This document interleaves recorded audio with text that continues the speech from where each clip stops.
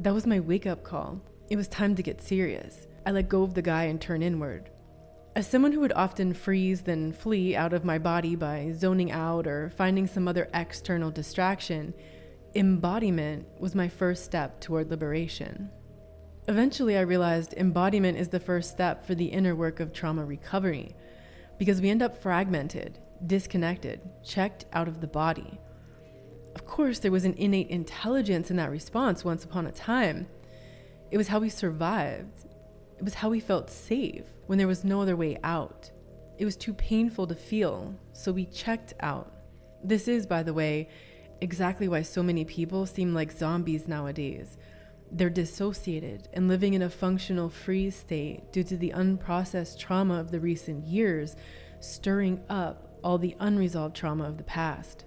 So anyhow, back then, amidst my midlife transits, my anxious afternoons on the patio that were previously characterized by the restlessness of resistance began to morph into surrender. I started an embodiment practice. That meant allowing my awareness to settle down in my body, to sit with it, instead of escaping the pain. Eventually, I discovered that the easiest way to get in my body was to imagine my awareness settling down in my body the same way my body was settling down into the chair. I would settle in, then check out again. And when I'd realized I'd drifted away, I brought myself back to center again. And I would do this over and over and over. At first, beating myself up for making it so hard. Something must be wrong with me. I figured I'm doing it wrong. Why can't I get it right? Eventually realizing this was the work. To show up and to keep showing up for myself in every moment.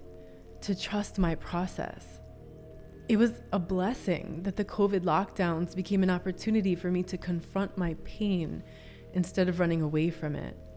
Of course, as I mentioned, I tried to drown it in alcohol at first, which only led to further disembodiment, as I wasn't taking care of my temple. I stopped working out and became immobilized in fear. I was caught in the pain of another trauma loop, trying to connect with the person who was escaping through avoidance that made me realize how I was trying to escape myself too. What I had judged in him and others I dated in the past, I was actually doing to myself.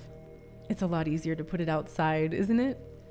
My health was one of my top priorities, so it was really shocking to see how quickly I had drifted from what really mattered to me when things got so stressful.